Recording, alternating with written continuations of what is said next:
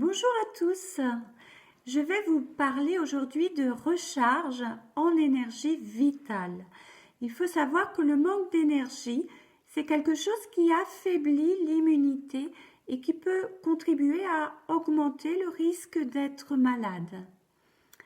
Alors on va chercher à se recharger en énergie, à améliorer notre vitalité. Pour cela, on va revoir l'alimentation avec cette optique de recharge énergétique, de revitalisation. Le premier axe, c'est déjà de retirer ou au moins de limiter tout ce que l'on peut classer comme dévitalisant, c'est-à-dire l'alcool, le café, les produits industrialisés, les produits raffinés, pain blanc, farine blanche, sucre blanc, les produits ayant subi des traitements chimiques, les aliments ayant subi des cuissons à haute température. Je vais apporter des précisions par rapport aux températures de cuisson. Retenez qu'à partir de 45 degrés, les premières enzymes sont détruites. À partir de 60 degrés, une bonne partie des vitamines est détruite et les minéraux commencent à être dénaturés. À partir de 80 degrés, on détruit les vitamines les plus résistantes. Et au-delà, avec des cuissons haute température, on peut même générer des substances toxiques pour l'organisme. Je rajouterai que le sucre industriel, c'est un aliment qui plombe les défenses immunitaires.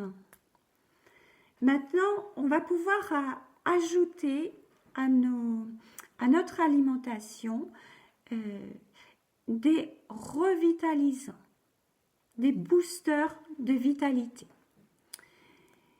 Tout d'abord, retenez que l'aliment cru, c'est l'aliment vivant par excellence. Et plus cet aliment cru va être frais, plus il aura d'énergie à nous apporter. On peut aussi rajouter à l'alimentation des graines germées. Il faut savoir que les graines germées, elles ont un potentiel nutritionnel qui est démultiplié du fait de la germination. C'est quelque chose qui est facile à réaliser, qui est peu coûteux. Les graines, vous pouvez les acheter dans tous les magasins biologiques. Vous pouvez également les commander sur Internet. Vous pouvez faire germer des graines de tournesol, des graines d'alfalfa.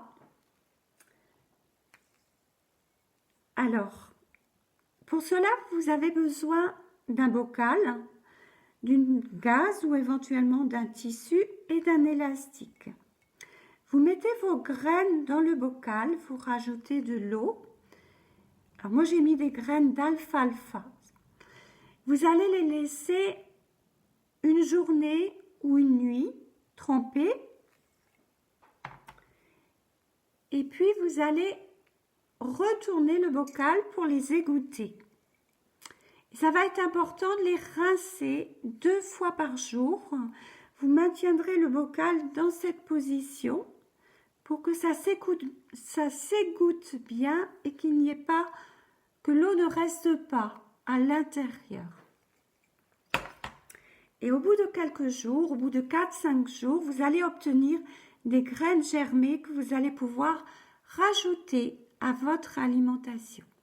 Alors ces graines, bien évidemment, c'est préférable de les utiliser dès qu'elles sont prêtes pour profiter de leur potentiel énergétique. Mais vous pouvez aussi les conserver 1 ou 2 jours en les gardant au réfrigérateur. Si vous avez la possibilité de réaliser des jus de légumes, ça peut être aussi un très bon moyen de se revitaliser. On peut aussi rajouter à son alimentation des aromates, de l'oignon, de l'ail, du persil, de la ciboulette, du thym. On peut aussi rajouter des algues ou du pollen qui sont de très bons revitalisants. Maintenant, toujours dans notre recherche de recharge en énergie vitale, il va être important d'avoir un sommeil récupérateur, un sommeil de qualité. Pour cela, plusieurs points d'attention à avoir, sachant que ma liste n'est pas exhaustive. Si vous avez une activité physique dans la journée, si vous pensez à vous aérer, à vous oxygéner, sachez que vous commencez déjà à préparer la qualité de votre sommeil. Ce qui est important également, c'est de ne pas manger trop tard le soir et de ne pas aller se coucher en ayant mangé des aliments lourds à digérer. Ça va être important également de penser à respecter vos trains d'ondes. C'est-à-dire que si vous avez les paupières lourdes, si vous commencez à bâiller, ça veut dire qu'il est temps d'aller vous coucher et c'est important de respecter ces signaux.